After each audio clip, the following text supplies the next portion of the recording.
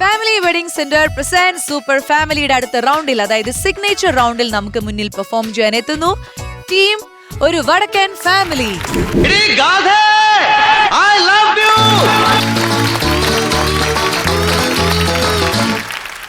കവിളിനയിലെ കുങ്കുമമോ പരിഭവവർണ്ണ പരാഗങ്ങളോ കരിമീ കവിതയുമായി എന്റെ ഗാഥ നിന്റെ ചൊടിയിൽ മലരിനാളികൾ മധുമുകരും.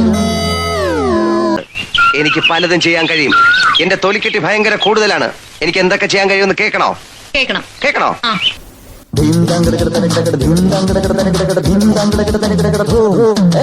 കവിളിനയിലെ കുങ്കുമമോ പരിഭവവർണ്ണ പരാഗങ്ങളെ കരിമിഴി കവിതയുമായി എന്റെ ഗാഥ നിന്റെ ചൊടിയിൽ വിരിയും മലരിനാളികൾ മധുമുകരും. ഇതെന്തൊരു ശല്യ.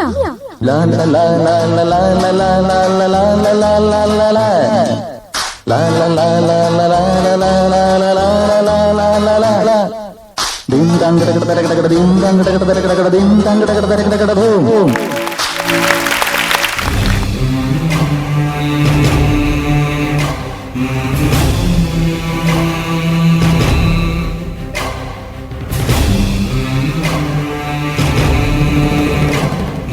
ചോര വീണ മണ്ണിൽ നിന്നുയർന്നു വന്ന പൂമരം ചേതനയിൽ നൂറു നൂറു പൂക്കളായി പൊലിക്കവേ നോക്കുവിൻ സഖാക്കളെ നമ്മൾ വന്ന വീതിയിൽ ആയിരങ്ങൾ ചോര കൊണ്ടെഴുതി വച്ച വാക്കുകൾ.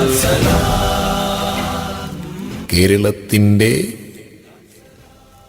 സമഗ്രമായിട്ടുള്ള വികസനം,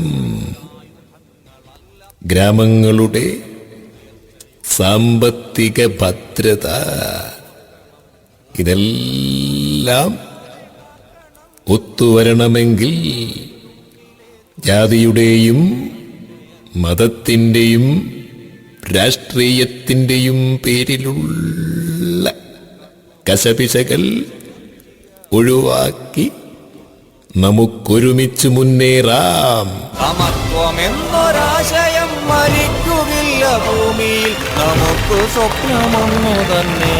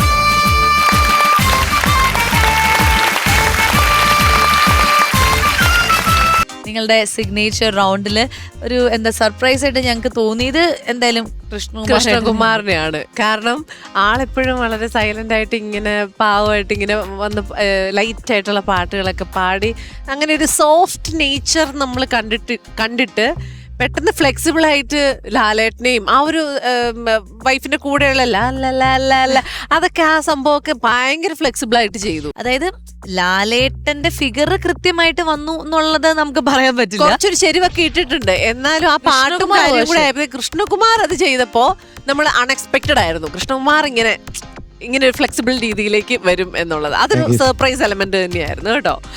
അതേപോലെ മണിദാസിലേക്ക് വരികയാണെന്നുണ്ടെങ്കിൽ എനിക്ക് നിങ്ങളുടെ ടോട്ടൽ ആക്ടിന്റെ കാര്യം പറയുകയാണെങ്കിൽ ഈ നിങ്ങളിപ്പോ ഫിഗർ ഷോ എന്ന് പറയാലോ, അതാണല്ലോ ചെയ്തത് ഓരോരോ ഡിഫറെന്റ് ക്യാരക്ടേഴ്സ്. അപ്പൊ ആ ഫിഗർ ഷോയുടെ മാജിക് എന്ന് ഇരിക്കുന്നത് ക്വിക്കായിട്ട് ചേഞ്ച് ആവുന്നതാണ്. ഇത്ര പെട്ടെന്ന് എങ്ങനെയാണ് മറ്റേ ക്യാരക്ടർ ആയത് എന്നുള്ള ഒരു ഞെട്ടലും കൂടെ അതിനകത്ത് വേണം. ആ ഒരു മാജിക്കും കൂടെ വരുമ്പോഴാണ് ഫിഗർ ഷോ സക്സസ് ആവുന്നത്. നമുക്കൊരു വാവ് എന്ന് പറയുന്നത് ഇത്ര ഫാസ്റ്റായിട്ട് എങ്ങനെ നിങ്ങൾ ഇങ്ങനെ ആയെന്ന് തോന്നുന്നത്. ആ മാജിക് ഇവിടെ സംഭവിച്ചില്ല. ബിക്കോസ് നിങ്ങൾ ഓരോ ചേഞ്ചിനും ടൈം എടുത്തത് കാരണം നമുക്ക് ആ ഒരു വാവ് എന്ന് പറയാനുള്ള ഒരു എലമെന്റ് അവിടെ മിസ്സായി പോയി. ഒറ്റയടിക്ക് എല്ലാ ഫിഗറും ചെയ്യണമെന്നായിരുന്നു ആദ്യം പ്ലാൻ ചെയ്തത്. പക്ഷെ മണിച്ചേട്ടന് നല്ല സാധനം ചെയ്യാൻ നല്ല വൃത്തിയിൽ ചെയ്യാന്ന് കരുതിയിട്ടാണ്. അല്ല അപ്പൊ ഇത് ആദ്യം ചെയ്തിട്ട് ഈ മൊട്ടയടിച്ച സംഭവം ആദ്യം ചെയ്തിട്ട് പിന്നെ വേറെ ഉള്ളത് വിഗ് വെച്ച് അങ്ങനെ അഡ്ജസ്റ്റ് ചെയ്യാൻ പറ്റുമായിരുന്നോ? അങ്ങനെ ചെയ്യുന്ന ക്ലാരിറ്റി കിട്ടൂല. അപ്പൊ അപ്പൊ അതാണ് പൊതുവെ ഇങ്ങനത്തെ ഫിഗർ ഷോസ് ഒക്കെ ചെയ്യുമ്പോൾ ആൾക്കാർ ഇതെല്ലാം കാൽക്കുലേറ്റ് ചെയ്ത് അതിന് പറ്റുന്ന കുറച്ച് കാര്യങ്ങളും ഒക്കെ വെച്ചിട്ടായിരിക്കും ചെയ്യാൻ തോന്നുന്നു. സ്റ്റേജിൽ അങ്ങനെയാ ചെയ്യാറ്.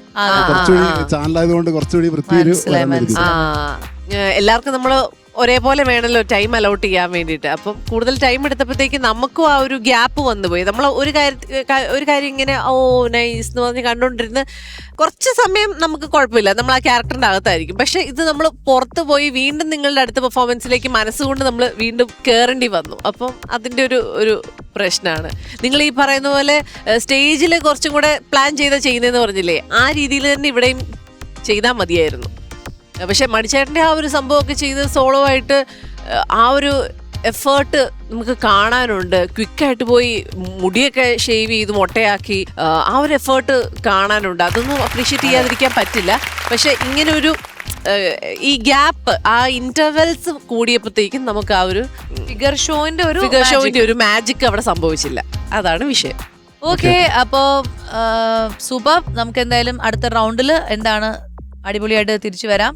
ഓവർകം ചെയ്ത് തിരിച്ചു വരൂ. All the best.